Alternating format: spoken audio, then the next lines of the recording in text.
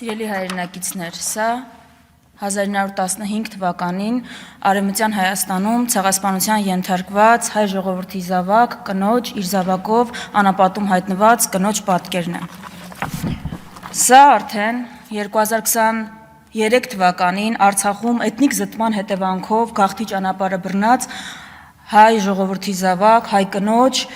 պատկերը իր երեխան կրծքին։ Փաստորեն ցեղասպանությունից 100 տարի անց մենք կրկնեցինք ցեղասպանության պատկերները, այս անգամ ուղղակի դրանց գունավորներ ունեցանք։ Երկու հայկական պետությունների ունենալու պարագայում։ Ու սա տեղի ունեցավ նաև ու առաջին հերթին այն պատճառով, որովհետև թշնամին դարձավ կիրթ ու կառուցողական ու Հայաստանում վարվեց թշնամուց եկող սպառնալիքի նվազեցման քաղաքականությունը ու այդ ուղերձը հնվեց մեր հանրությանը։ Հիմա էլ այդ նույն քաղաքական ուժը, որը Ադրբեջանից եկող սպառնալիքն էր նախ մեղմացնում, նոր սպառնալիք է գտել մեր ժողովրդի համար։ Ու այդ սպառնալիքը ոչ ավել, ոչ պակաս Արարատ լեռն է։ Պարզվում է, եթե մենք մի քիչ շատ խոսենք Արարատի մասին, մի քիչ շատ նայենք Արարատին, ընդհանրապես խոսենք ու մեզ իդենտիֆիկացնենք որպես ժողովուրդ, որի ինքնության հիմքն է Արարատը, Թուրքիան կջղայնանա ու կարող է նաև հարձակվել։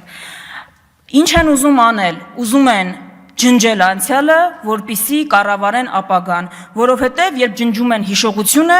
ոճրագործը հաղթում է։ Իրականության մեջ իշխող ուժի քաղաքականությունը ու նպատակները պարզ են։ Իհարկե, իրենք այս ամենը ուրացում չեն անվանում։ Իրենք ասում են, մենք ընդհանրապես հարց ենք տալիս, մենք ընդհանրապես էլ ցեղասպանություն հաճախ չենք օգտագործում, այդ դեպքերին տարբեր անվանում ենք տալիս հայոց ցեղասպանության։ Ու երբ հարցնում ես օրինակ 110-ամյակի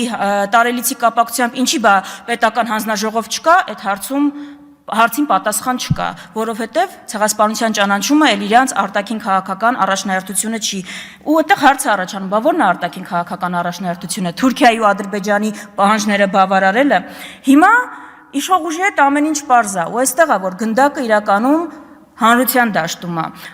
Առաջիկայում մենք չենք տեսնելու պետական միջոցառումներ հայոց ցեղասպանության 110-ամյա տարելիցին ընդառաջ։ Փոխարենը, օրինակ 2025 թվականի ապրիլի 23-ին Հանրապետության հրապարակից 19-15-ին մեկնարկելու է ջահերով երթը, որը այս պայմաններում փաստորեն միակ համազգային միջոցառումն է, որը սգալուց բացի կոչ է անում պայքարել մեր իրավունքների մասին, իրավունքների համար։ Դրա համար այս կոնտեքստում է, որ ջահերով երթը դարձել է, մասնակցությունը ջահերով երթին դարձել է ավելի կարևոր երևի թե, քան երբևէ եղել է, որովհետև ցեղասպանությունը չկրկնելու մի հատ ճանապարհ կա, ու դա Թուրքիայի ու Ադրբեջանի պահանջները բավարարելը չի։ Դա մեր իրավունքների համար պայքարն է։ Դրա համար բոլոր նրանք, ովքեր դեմ են այս ուրացման քաղաքականությանը, մերժում են ուրացումը, հիշում են իրանց ինքնություն մասին, հիշում են իրանց անցյալը, որպեսզի չկրկնեն արդեն երրորդ ցեղասպանությունը, կոչ եմ անում մասնակցել ամենամյա ջահերով երթին։